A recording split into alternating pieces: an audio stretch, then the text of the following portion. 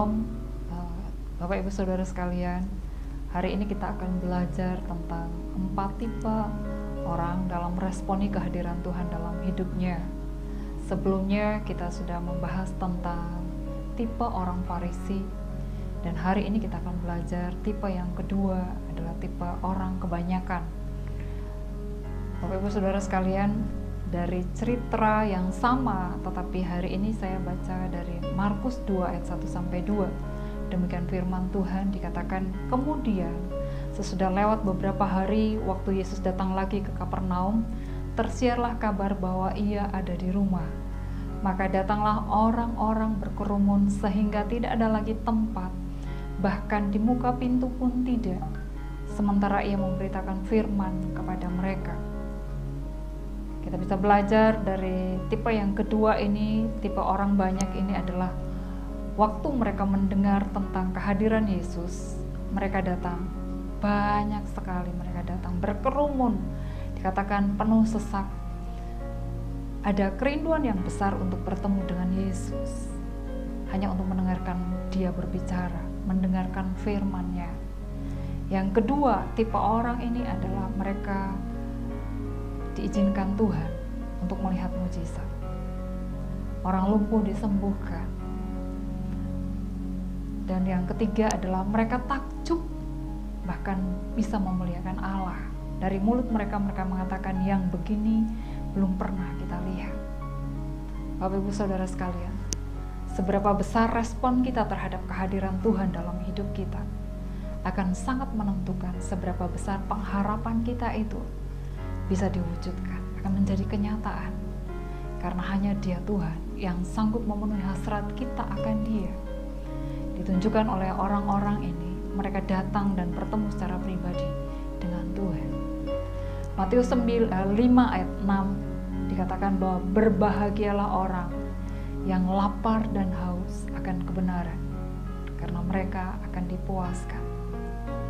Tipe kedua ini menunjukkan bahwa kerinduan terbesar mereka adalah datang dan bertemu dengan Tuhan Yesus dan mendengarkan Dia berbicara. Kita bisa lihat seperti Maria. Lukas 10 ayat 42 dikatakan bahwa tetapi hanya satu saja yang perlu. Maria telah memilih yang terbaik, yang tidak akan diambil daripadanya. Ketika Yesus hadir di rumah Maria, dia langsung duduk di kaki Yesus dan dia mendengarkan Yesus berbicara. Ada satu sikap kerendahan hati yang rindu akan Tuhan dan dia mau ada di kaki Tuhan. Dan itulah yang sangat dihargai oleh Tuhan Yesus.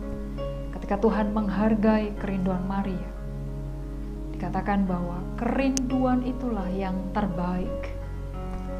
Bapak Ibu Saudara sekalian, jika kita berani memilih yang terbaik dan melepaskan yang baik, maka kita akan melihat bahwa kita akan mengalami perubahan hidup. Kita akan mengalami hal-hal yang luar biasa dalam hidup kita. Bahkan ada pujian dan penyembahan yang lahir dari hati kita, dari mulut kita. Seperti orang banyak itu mengatakan bahwa yang seperti ini belum pernah kami lihat. Bagian yang terbaik yang tidak akan pernah diambil dari hidup kita adalah ketika kita melekat kepada Tuhan, adalah ketika kita merindukan Tuhan, adalah kita mau duduk diam dan mendengarkan Tuhan berbicara. Dan Tuhan menghargai setiap kerinduan kita.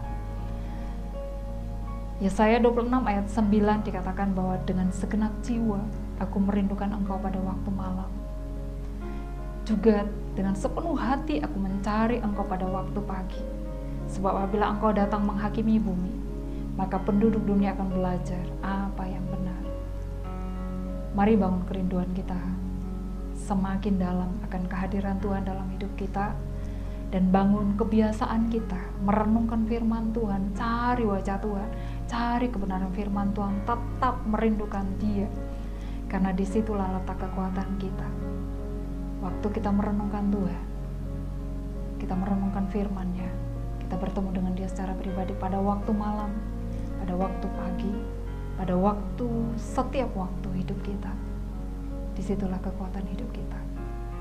Dan saya percaya bahwa waktu kita merenungkan firman Tuhan, kita selalu bertemu dengan Dia secara pribadi. Dan jangan kaget kalau kita terus mengalami mujizat lepas mujizat. Tuhan Yesus memberkati.